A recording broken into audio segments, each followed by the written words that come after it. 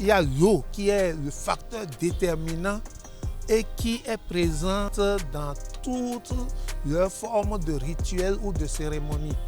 Et le prêtre gain essaie donc dans son approche et dans sa démarche de prendre cette eau, de la cracher sur l'enfant, partager un certain nombre de fois et de dire des paroles vraiment sacrées pour pouvoir conférer à l'enfant ou à la personne adulte de la bénédiction, de la protection et de la grâce afin de pouvoir poursuivre vraiment son dessein, poursuivre son chemin et qu'il n'y ait pas des embûches, des accidents, des mauvais sorts et tout ce qui puisse entraver son développement, que ce soit intellectuel, physique ou globalement dans toute la vie.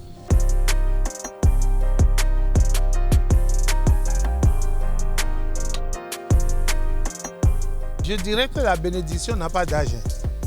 Dès que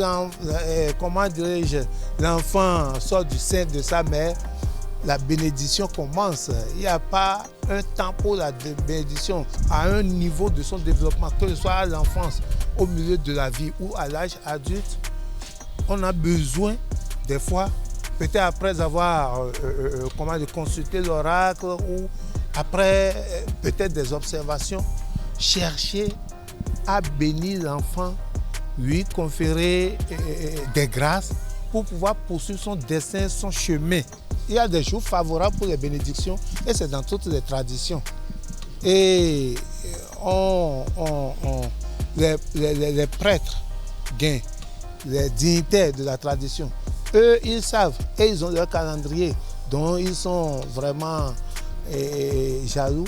Et ils savent quand il faut faire, et parfois même le cycle lunaire qui est observé pour pouvoir dire certaines bénédictions. Et c'est tout à fait normal. C'est presque le point commun de beaucoup de traditions et ça existe ainsi.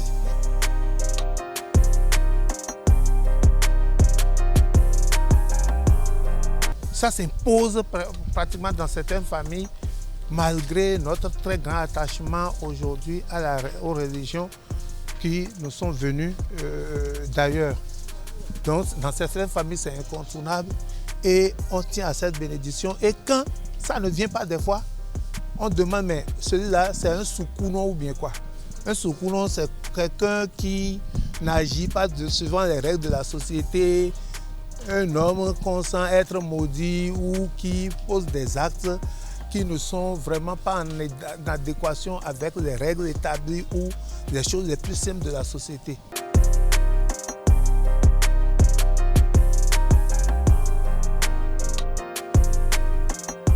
Quand l'enfant se trouve être né en France, hors du terroir ou bien de l'environnement naturel, gain, mais quand il revient, il a besoin aussi de bénédiction, comme aussi de loin, on puisse lui en envoyer.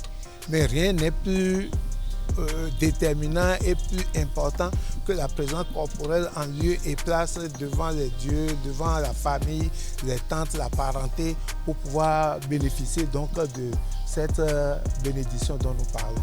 Bénir l'enfant aujourd'hui et demain, le bénir à chaque fois, que ce soit lors des cérémonies ou juste des prières parentale, tout simplement. Il faut bénir les enfants tous les jours. Hein? Tous les jours.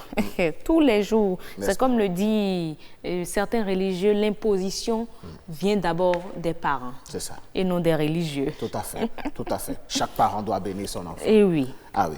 Allez, mais chez les gains, on l'a vu, hein, il faut donc des prêtres, il faut donc des rituels, il faut des moments précis du calendrier lunaire pour le prononcer ces bénédictions-là. Pour que ça marche. Pour que ça marche.